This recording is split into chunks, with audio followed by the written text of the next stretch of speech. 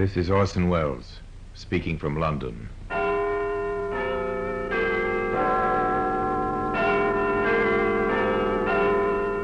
From the Black Museum, a museum of death. Yes, here in the grim stone structure on the Thames, which houses Scotland Yard, is a warehouse of homicide. A warehouse where everyday objects, a paperweight, a broken wine bottle, a shaded lamp, all are touched by murder.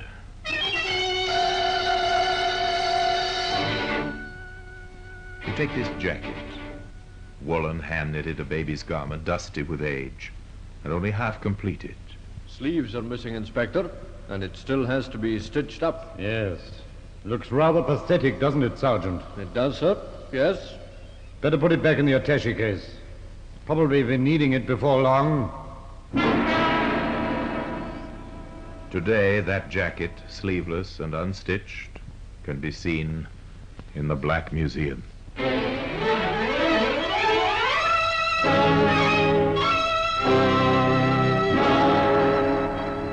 From the annals of the Criminal Investigation Department of the London Police, we bring you the dramatic stories of the crimes recorded by the objects in Scotland Yard's Gallery of Death, the Black Museum. In just a moment, you will hear The Black Museum, starring Orson Welles.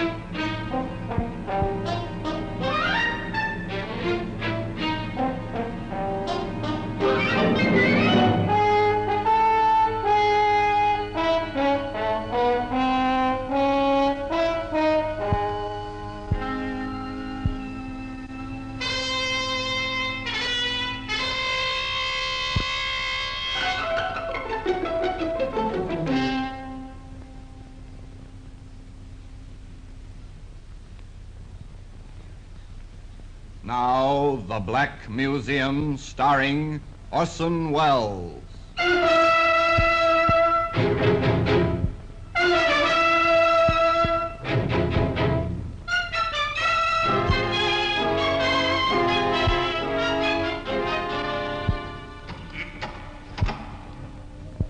Well, here we are in the Black Museum, Scotland Yard's Museum of Murder. Here lies death, dressed in its Sunday best. Here, for example, is a nail file. It was once used by a manicurist to trim the dainty fingernails of a beautiful woman, later used by an insane killer. Here's a length of cord, weighted with lead at either end, harmless enough to look at, but lethal in its effect as a weapon of murder. Here we are. Here's the jacket, mottled and dusty, somewhat inconspicuous in its place on the shelf, a tragic relic of passion and violence. I'm going to take you back quite a few years to a warm Sunday morning in June of the year 1921. We're outside a small chapel in the London suburb of Kensal Rise. The service is not long ended, and the congregation files slowly from within out into the brilliant sunshine. A young girl emerges, waves to a few friends gathered near the entrance, and turns along the dusty yellow road in the direction of the township. She's gone but half a block when she hears an unfamiliar voice calling after her. Miss! Miss! She turns and finds herself face to face with a man she has never seen before. A stocky, broad-shouldered young man with a round face and black, penetrating eyes. I beg your pardon, miss, but I think you dropped this. Oh, my hymn book. It is yours, then? Oh, yes. I wasn't quite sure. Thank you ever so much. Oh, that's all right. I don't know what I'd have done if I'd lost it. Mother'd never forgiven me. She gave it to me for my 12th birthday. I've had it ever since. In that case, it's a good thing I happen to be looking your way. It certainly is, yes. Well, I must be off. Thank you again. You're going towards the village? Yes. I live on the other side of the rise. I'm going that way myself. Perhaps you wouldn't mind my walking with you. Not at all. It's funny, I thought I knew most of the folks about these parts, but I don't ever remember seeing you before. Oh, that's not surprising. I'm a newcomer to Kensal Rise. I've only been here a few days, as a matter of fact. That explains it. Yes, I've been transferred to the bank here. Oh. Do you expect to be staying long? No longer than I can help. I'm trying to save enough money to buy a chicken farm. A chicken farm? Well, it probably strikes you as being a queer ambition for a fella to have, but I've always wanted one, ever since I was a youngster. I've even got a small piece of land picked out. Half an acre at Crowborough in Sussex. Crowborough? I've a friend who lives there. On the land? Yes, it's a wonderful spot. I stayed there for a week once. I loved every minute of it. Oh, then you probably know more about the place than I do. I've only just passed through it. That's when I saw the land for sale. How long ago was that? Oh, about 6 or 7 months. What if it's been sold in the meantime? No, that's hardly likely. You see, I spoke to the agent. He told me it had already been up for sale 2 years and looked like staying that way for the next 10. Oh, I see. I only hope he knew what he was talking about. The two walked on in silence for several moments. Then suddenly the young man laughed. I've been walking along telling you my inmost secrets, and I haven't even introduced myself. I was just about to say the same thing. Well, the name's Moon. Trevor Moon. And mine's Evelyn Rose. But everyone calls me Evie. And that's how it all began. A romance destined to flower with all the beauty of young love, only to wither and die a tragic death. But let us not anticipate. Let us follow the course of that romance, or rather, let us pick out the more pertinent of its developments. After their first meeting, Trevor Moon and Evie Rose spent most of their time in each other's company. For 12 months, they were rarely seen apart. And then, one evening, while strolling in the moonlight, Moon asked Evie to marry him. I haven't much to offer you, darling, and, well, apart from what I've put aside from the farm, I've no money, but if there is such a thing as love, I've really fallen victim to it. Oh, Trevor. Darling. You're sure it's what you want? My dearest Evie, if it wasn't, I wouldn't have asked you. No, I don't suppose you would. It's just that... Just that what? Well, I wasn't expecting it. You took me unawares. Well, to be quite truthful, darling, I took myself unawares, too. Well, you haven't given me your answer yet. Now, to be or not to be, that is the question. Oh, silly. Of course I'll marry you. Just as soon as you want me to. But Moon was in no hurry. On the contrary, he was the type who could not be hustled. And a further 12 months passed, during which time he remained as devoted as ever, but appeared singularly reluctant to take the proverbial plunge. Evie, on the other hand, became more impatient as the days went by, and when informed by her suitor that he had at last saved enough money to leave the bank and purchase his precious chicken farm in Sussex, her emotions gave vent to words. Oh, Trevor, but I'm so tired of all this waiting. How much longer must we go on like this? Just a few months, darling, till I get the farm straightened out and ready for business. But why can't we be married right away? Then I could help you straighten things out. You can help me most, darling, by being just a little more patient. The moment I get things in order down at Crowborough, I'll send for you. That's a promise. So Evie had to consent to go on waiting. 2 weeks later, matters having been settled, Moon bid his sweetheart a fond farewell and left for Sussex. A month passed, and no word from him. Evie had done her best to be patient, as he had asked, but this was too much. Packing a bag, she took a train for Crowborough, and upon reaching her destination, checked in at the local inn, where she made inquiries as to the location of the Moon property. Within the hour, she was knocking at the door of a small shack on the outskirts of the village. Evie! Trevor, darling, please don't be angry with me, but I had to see you. How did you get here? By train. I had to come, darling. If I'd waited another day, I'd have gone out of my mind. It's been... You can't stay here, you realize that. Well, I thought I'd stay at the hotel. No. Trevor, please. You're catching the next train back home. But, darling... I'll walk with you to the station. No, Trevor. No, I'm not going. You're not going? I'm staying in Crowborough till we're married. I see. And if I happen to decide against going through with it? I'm afraid you haven't any alternative, Trevor. Why? You see, I'm going to have a child. Your child. Well, you'd better stay.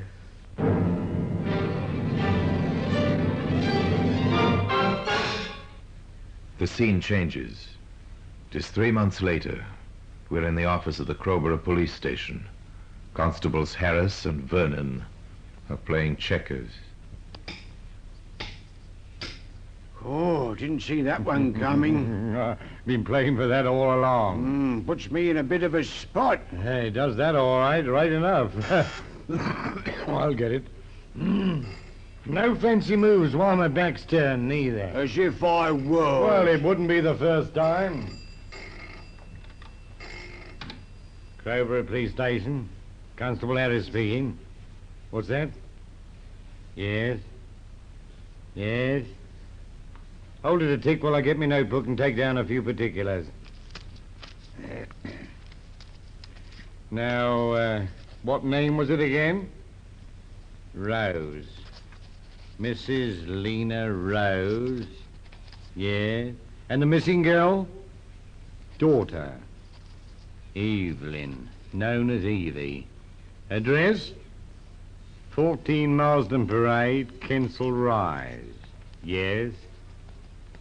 And how long has your daughter been gone, Mrs. Rose? Since Saturday morning, I see. Yes. Well, let you do for the present, Mrs. Rose. You'll be hearing from us.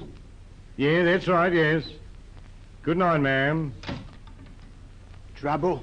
Oh, nothing it won't keep. Another missing girl, that's all. But Constable Harris was in error. It was not simply a case of another missing girl who disappeared for a few days. It was a case of a missing girl who disappeared for good. Today, evidence of that fact can be seen here in the Black Museum. In just a moment, we will continue with The Black Museum, starring Orson Welles.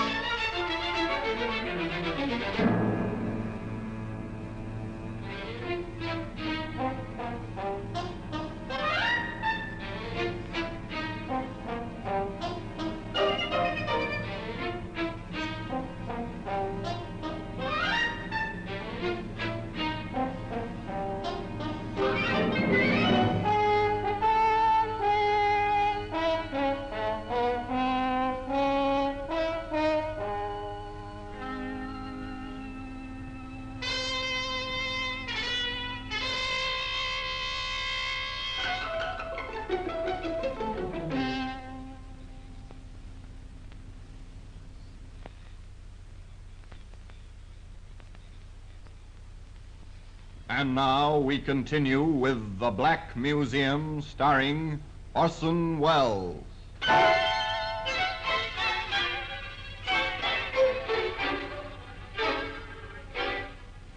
Just another missing girl. Yes, that's how the reported disappearance of Evie Rose was first described. Nothing particularly unusual about such a report. Almost every day of the week, someone or other vanishes without any apparent reason or cause, to show up again in due course with a perfectly simple explanation for their supposedly mysterious absence. But of course, there's always the exception, which is why the police waste as little time as possible in checking up on such matters. So it was that the following day, Mrs. Lena Rose received a visit from Sergeant Cross of the Crowborough Police Station. Now then, Mrs. Rose, let's get the facts straight, shall we? According to this report, your daughter left home early on Saturday morning. That's right, Sergeant. 2 days ago. She told me she was going down to Crowborough for the day. Crowborough? Yes, to visit her fiancé. He has a chicken farm there. Not a very big one, I understand. He only bought it a few months ago, but he's doing very well. You've been in touch with him, I take it? Oh, yes, he said he was expecting Evie for lunch on Saturday, but she didn't arrive. Was she in the habit of visiting him often? No. Several weeks ago she went down to see how he was getting along, and that was the only time. She returned the same day. Just in time for tea. I come to think of it, it's just about that time that she changed so. Changed? Yes. She used to be such a happy sort of girl, you know, always laughing and joking, and then suddenly she became moody, sullen, as though something was worrying her, something she couldn't speak of, even to me. You've no idea what it could have been, I suppose? Well, perhaps I shouldn't tell you this, but I had a feeling it was something to do with Trevor. Trevor? Trevor Moon, her fiancé. Oh. What kind of something, Mrs. Rose? Well, that's what had me puzzled. I just can't imagine. Trevor was such a nice boy and so fond of Evie. I'm quite sure he wouldn't have done or said anything to hurt her. Well, not intentionally, that is. How long have they been keeping company? Oh, about 2.5 years. As long as that, eh? And when were they to be married? Well, I'm not sure, Sergeant. As far as I know, they haven't actually set a date. I see. Well, I think I might pop down to Crowborough and have a chat with Mr. Moon. He may be able to tell me something. Thanks for your help, Mrs. Rose. And don't worry. We'll find your daughter. You'll probably be hearing from me again in a day or two. With an encouraging smile, Sergeant Cross took his leave of the anxious mother and set out for the railway station, a thoughtful expression clouding his wrinkled brow. That same expression was still present when he stepped from the train onto the platform at Crowborough and headed along the lonely lane that led to the Moon Chicken Farm. The gate was open, and seeing no one about, he made his way up to the front door of the shack and knocked.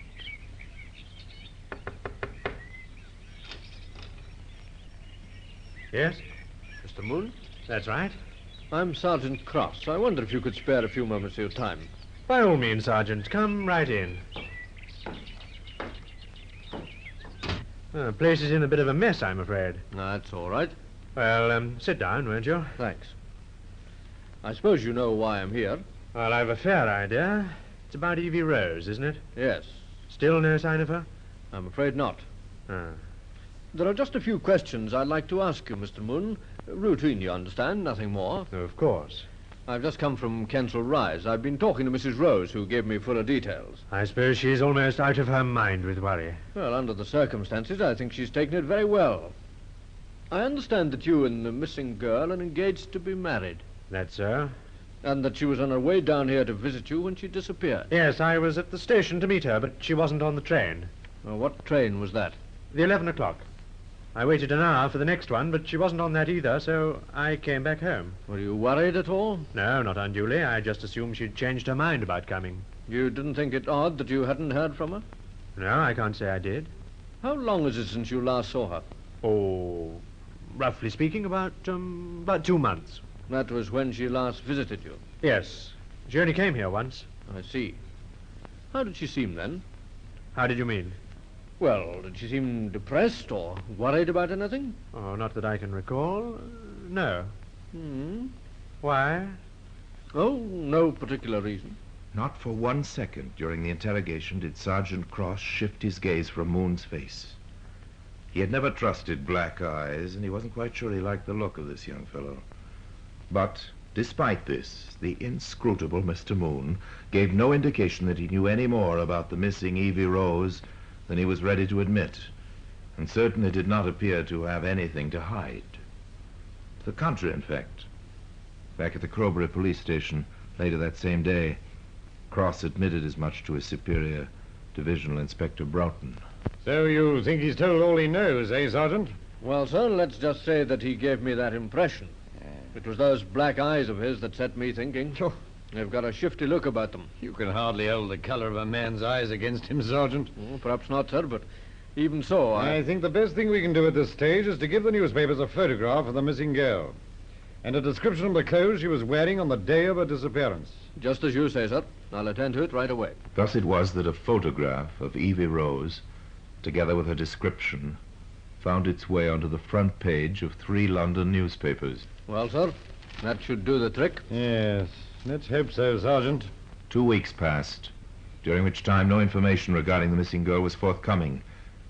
Yet a third week went by, and still there was no trace of Evie Rose.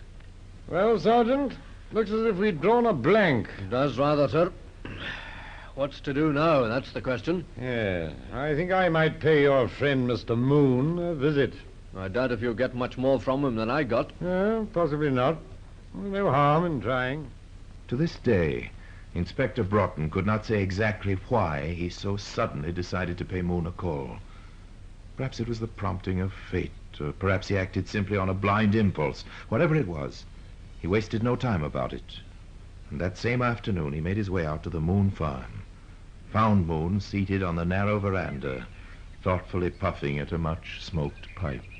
Hello there. If you're another of those damn fool reporters, you can go to... No. I'm not a reporter. Well, that's a relief anyway. They've been showing up here in a steady stream for the past 3 weeks. Oh, is that a fact? Yes.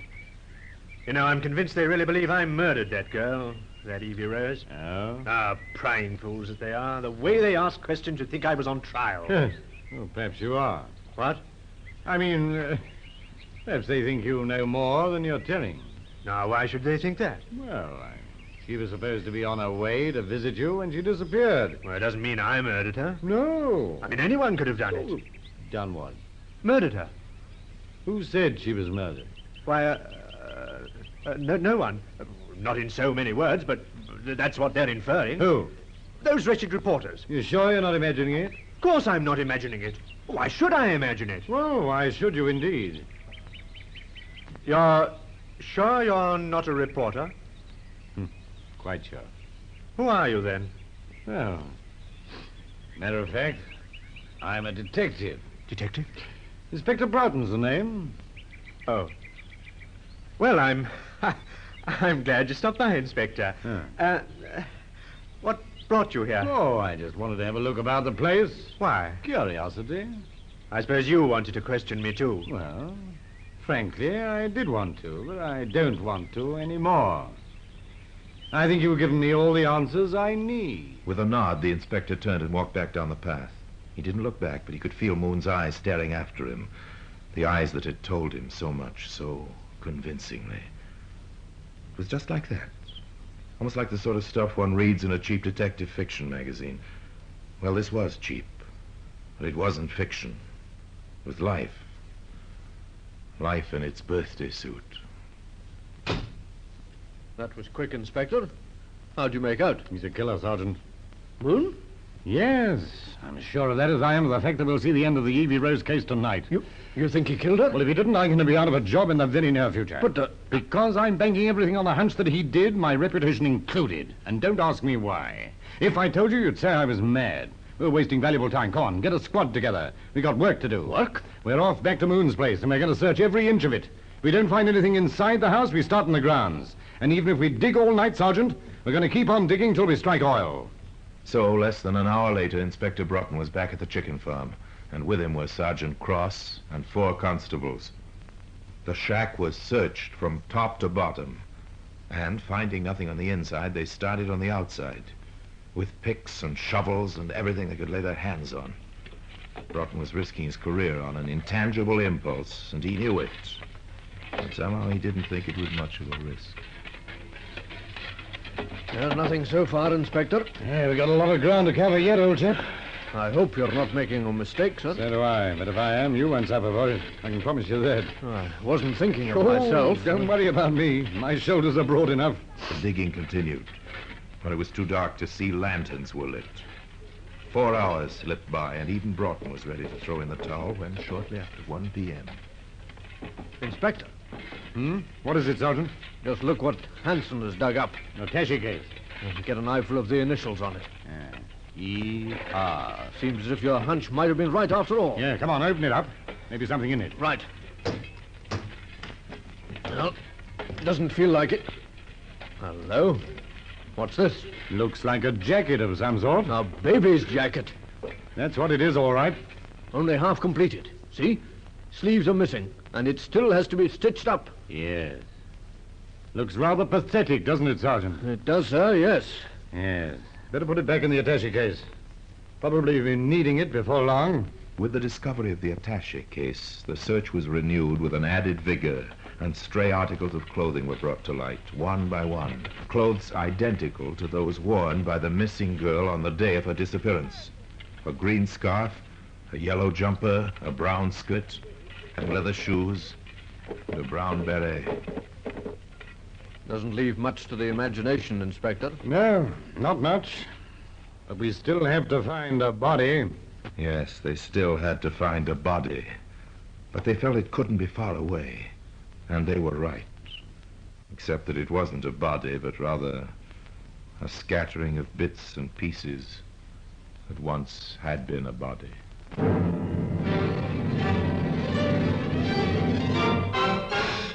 Confronted with the evidence, Trevor Moon made no attempt to deny the charge of murder that was subsequently leveled at him. He seemed, in fact, somewhat relieved to relate his gruesome story of how he had sent for Evie Rose and, knowing that she was soon to bear his child, strangled her, later dismembering her body and burying it, together with her clothing and the attaché case, the contents of which today occupies its place in the Black Museum. Orson Welles will be back with you in just a moment.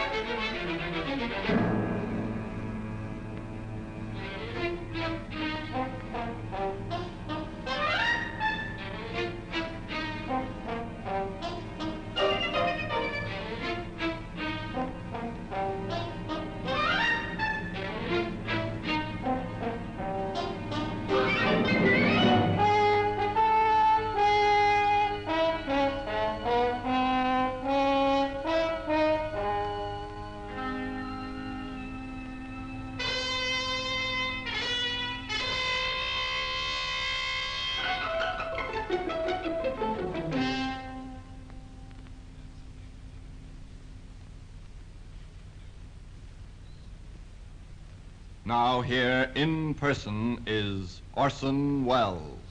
Moon's defense, if it could be called a defense, was a great letdown to the hundreds who kicked and shoved their way into the Old Bailey to witness his trial. For Mr. Moon pleaded guilty. There wasn't much more to it than that. Oh, yes, he had an excuse. Plenty of excuses. There are no excuses for murder. The jury's verdict was never in doubt. Trevor Moon was found guilty of murder in the first degree, and 2 months later to the day, he was hanged. So there you have it. And now until we meet next time in the same place, and I tell you another story about the Black Museum, I remain, as always, obediently yours.